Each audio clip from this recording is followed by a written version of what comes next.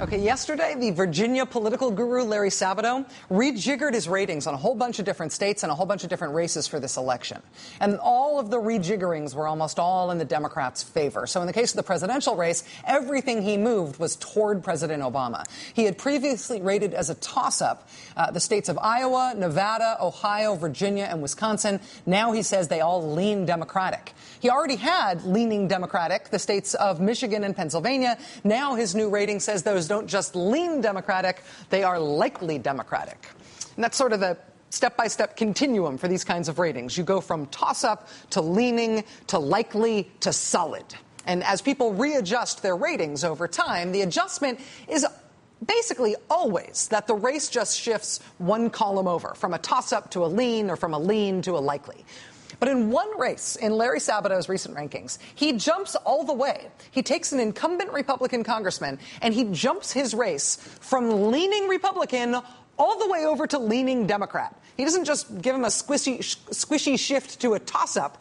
He says this guy, who he was essentially predicting to win, he's now predicting to lose. This is a dramatic shift. What is going on here in this race to earn that dramatic shift? Michael Putney with Channel 10 is just... Whoa. We reporters can be unwelcome guests sometimes, and today was no exception for our senior political reporter, Michael Putney. Michael got splashed with water by the wife of a political candidate who's under investigation by the FBI. The woman who threw the water is married to Justin Lamar Sternad, a Democrat who ran for Congress in the August primary. He came in third place in the race for the right to run against Republican David Rivera, who now appears to be in a heap of trouble. Our now dried-out reporter, and a very dapper one, Michael Putney, here now to explain what this dousing incident was all about and who exactly is in trouble with the law. Well, I think we could start with Congressman Rivera. He certainly is in trouble, as well as Justin Lamar Sternad, who we are told now is singing at the top of his lungs to the FBI about how David Rivera reportedly financed Sternad's campaign. I'm sorry to bother you. I'm Michael Putney with Channel 10.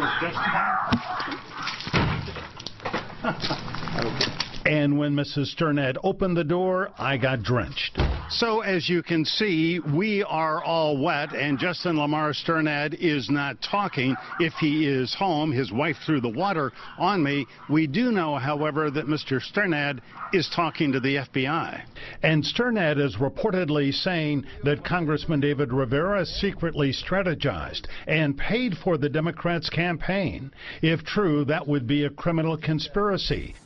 That was veteran South Florida political reporter Michael Putney of the Miami TV station WPLG, obviously getting water thrown all over him as he tries to figure out whether Congressman David Rivera is in trouble with the FBI for this, too. I mean, Congressman David Rivera has already been under investigation by the FBI, the IRS, the Miami-Dade Police Department's Public Corruption Unit, the Miami-Dade State Attorney's Office, and the Florida Department of Law Enforcement over financial disclosure issues and allegations that he abused the powers of his office back when he was just a state legislator. But now that David Rivera has moved up in the world and he is a member of Congress, now the investigations into Republican David Rivera are getting way more interesting. Something kind of weird happened in South Florida when it came time for the Democrats to pick somebody in their primary to run against Congressman David Rivera.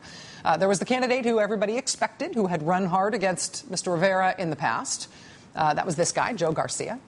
But then in addition to Joe Garcia, there was another candidate in the primary, kind of out of the blue, and that was this guy, who reported almost no fundraising and who personally had only a little over $100 in the bank, but who still somehow managed to put out really professionally done, professionally micro-targeted, high-end, well-researched campaign mailers, lots of different ones, to the tune of thousands and thousands and thousands of dollars in campaign spending. Thousands and thousands of dollars in cash, it turns out, in crisp $100 bills stuffed into envelopes.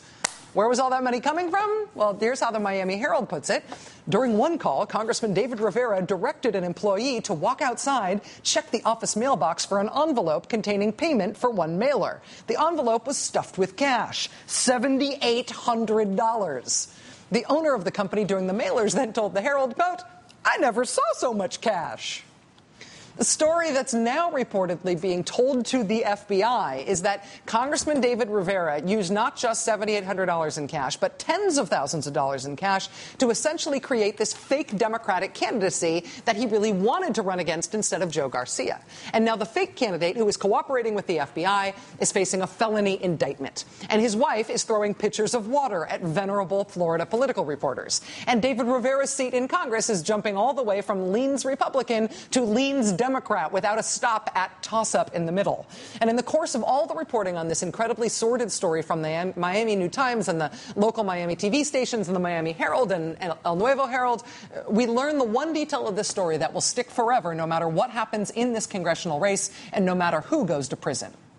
The alleged conduit between the fake candidate and the congressman who was funding the fake candidate's campaign is a self-described Republican political guru and conservative bad girl who is now missing and who's wanted for questioning in the case. We learned from the Miami Herald this week that when she talked to the fake candidate guy about who this mysterious benefactor was who was paying for everything in his campaign, he says she never said the words David Rivera. She called him by his initials, DR.